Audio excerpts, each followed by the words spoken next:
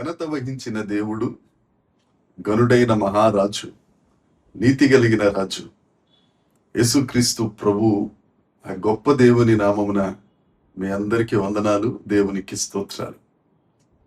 దేవుని కృపలో వర్ధిల్లుతూ, ఆయన ఆజ్ఞల మార్గాన పరిగెడుతూ, ఆయనను సంతోషపెడుతున్న మీ అందరికీ శుభము కలుగునుగాక. ఆ కృప కలిగిన దేవుడు ఈ నూతన దినములో మనకు అనుగ్రహించిన దేవుని వాక్యము, కృపావార్త.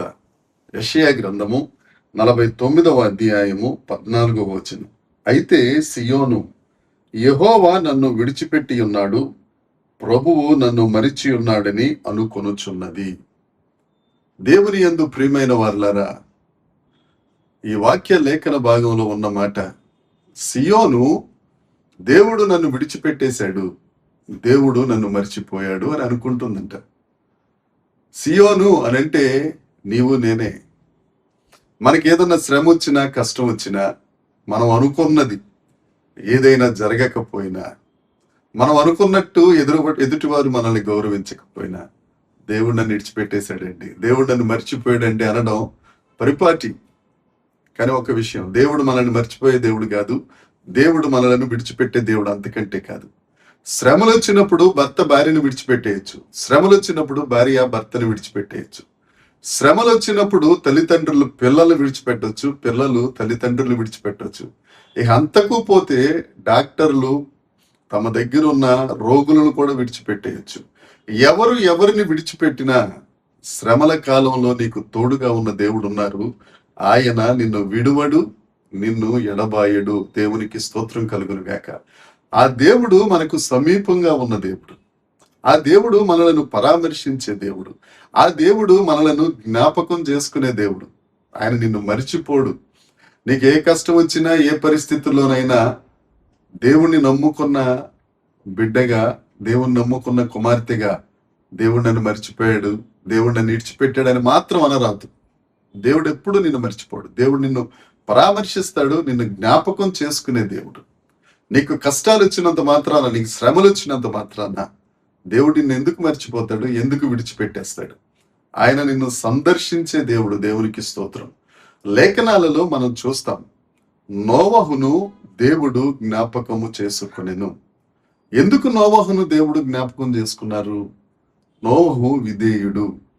నోవహు దేవుడు ఏదైతే చెప్పారో ఆ చెప్పిన దానిని చెప్పినట్లుగా చేసినవాడు. తన తరము వారిలో నోవహు నీతిమంతుడు. అంతేకాదు, నోవహు దేవునితో పాటు నడిచినవాడు. 40 రాత్రింబగళ్ళు భయంకరమైన వర్షం ఆ దినాలలో ఆ ఓడ మీద కురిసినప్పుడు, సర్వలోకం కొట్టుకుపోయినప్పుడు, 383 రోజులు అంటే సంవత్సరం 17 రోజులు ఏమీ కనిపించక ఆ ఓడలో వీరు ఉండిపోయినప్పుడు, నోవహు ఎప్పుడు దేవుడు నన్ను మర్చిపోయాడు, దేవుడు నన్ను విడిచిపెట్టేశాడు అనే మాట మాట్లాడలేదండి. దేవుని యందు విశ్వాసం ఉంచాడు, ఆయన మాటకు విధేయత చూపించాడు. ఆయనకు విధేయత విరిగి నలిగిన హృదయము కలిగిన వారిని జ్ఞాపకం చేసుకునే దేవుడు మన దేవుడు. నోవహును జ్ఞాపకం చేసుకున్నాడు, నోవహును ఆశీర్వదించాడు. దేవునికి స్తోత్రం. దేవుని యందు ప్రియ జనాంగమా, మన దేవుని పట్ల విధేయత కలిగి ఉన్నామా? దేవుని పట్ల విరిగి నలిగిన హృదయం ఉందా?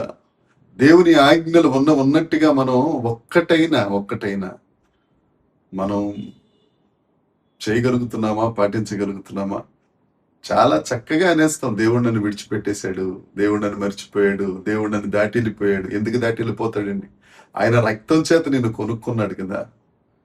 నీ దగ్గరికి రాగానే ఆయన రక్తపు వాసనే కదా ఆయన దయానికి వచ్చేది. ఆ రక్తమును విడిచిపెట్టి ఏ విధంగా ఆయన దాటిపోతాడు? నిన్ను మర్చిపోయే దేవుడు కాదు, నిన్ను విడిచిపోయే దేవుడు కాదు. లేఖనాలలో అనేక మంది భక్తులు శోధనలో నడిచారు, శ్రమల్లో నడిచారు. కానీ ఎప్పుడు ఎవరు దేవుడు నన్ను మర్చిపోయారు, దేవుడు నన్ను విడిచిపెట్టి వెళ్ళారు అనలేదు. యోబు గారికి వచ్చినన్ని శ్రమలు మనకు ఎప్పుడు రాలేదు. యోసేపు గారు ఎదుర్కొన్న కష్టాలు ఎవరు ఎదుర్కోలేదు. దానియేలు గారు పడిన బాధలు మనం ఎవరూ పడట్లేదు. అయినా కానీ అన్ని కష్టాల్లో, అన్ని శ్రమలు, అన్ని బాధల్లో కూడా వారు భరించారు, నిరీక్షణ కలిగి ఉన్నారు. అందుకే దేవుడు వారిని భయంకరంగా ఆశీర్వదించారు. యోబును దేవుడు రెండంతలుగా ఆశీర్వదించారు. యోసేపును ఐగుప్తు దేశం అంతటికి అధికారిగా చేసేసాడు. దానియేలు ప్రధానమంత్రి అయ్యి రాజులు మారిన దానియేలు మాత్రం ప్రధానిగానే ఉన్నారు. శ్రమ పొందుట నాకు మేలాయను. దేవునికి స్తోత్రం. శ్రమ వచ్చినంత మాత్రాన, కష్టం వచ్చినంత మాత్రాన, చిన్న తలనొప్పి వచ్చినంత మాత్రాన, కొద్దిగా నీరసం వచ్చినంత మాత్రాన దేవుడిని మర్చిపోయాడండి. దేవుడిని విడిచిపెట్టేశాడండి. ఇలాంటి మాటలు మాట్లాడరాదు. దేవుడు నిన్ను ఆశీర్వదిస్తాడు, తలగా ఉంచుతాడు. తద్వారా నీ ద్వారా ఆయన మహిమ పొందుకోవాలనుకుంటున్నారు. ఎందుకంటే నువ్వు ఆయన బిడ్డవు, ఆయన కుమారుడివి, ఆయన కుమార్తెవు. నువ్వు నిన్నెందుకు మర్చిపోతాడు? ఎందుకు? ఈ లోకంలో ఉన్నవారే ఒకవేళ పిల్లలు ఏదైనా భయంకరమైన తప్పు చేసినా 1 సంవత్సరం తర్వాత, 2 సంవత్సరాల తర్వాత మరలా కలుసుకోవటం అనేది పరిపాటి కదా, సహజం కదా. అలాంటిది ఆయన రక్తాన్ని ఇచ్చేశాడండి. 1 లీటర్ రక్తంతో బిడ్డని కన్న తల్లే బిడ్డను మరువదు అని లేఖనం చెప్తుంటే 6 లీటర్ల రక్తం నీ కొరకు ఆయన వెచ్చించారు. ఎందుకు మర్చిపోతారు? ఎందుకు విడిచిపోతాడు? ధైర్యం తెచ్చుకో.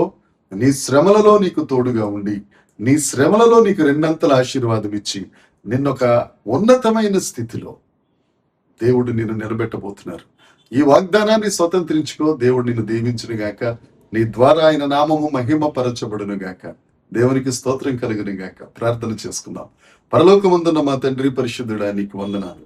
సియోను దేవుడు నన్ను మర్చిపోయాడు, దేవుడు నన్ను విడిచిపెట్టేశాడని అనుకుందేమో గాని, దేవా యేసయ్య, నువ్వు మాకున్నావు. మమ్మల్ని సందర్శించే దేవుడవు, బలమైన కాపుదలిచ్చే దేవుడవు, మమ్మలను పరామర్శించే దేవుడవు. దేవ, మమ్మల్ని విడువని దేవుడవయ్యా, మమ్మల్ని జ్ఞాపకం చేసుకునే దేవుడవు. నీకు స్తోత్రాలు చెల్లిస్తున్నాం. నీ ప్రియ బిడ్డలు ఎంతమంది అయితే వాక్యం విన్నారో, ఏ పరిస్థితుల్లో ఉన్నారో, వారు కూడా దేవుడు నన్ను మరిచాడు, విడిచాడు అనే పరిస్థితుల్లో ఉంటే వారిని ఆ ఊబిలో నుండి పైకి తీసుకొచ్చి, వారిని ఆశీర్వదించి, వారిని తలగా చేసి, వారి ద్వారా నీ నామం మహిమపరచుమని, మహిమ పొందుమని యేసు నామమున ప్రార్థించి అడిగి వేడుకొనుచున్నాము తండ్రి. ఆమేన్. దేవుని కృప మనందరికీ తోడై ఉండును గాక. ఆమేన్. ఆమేన్.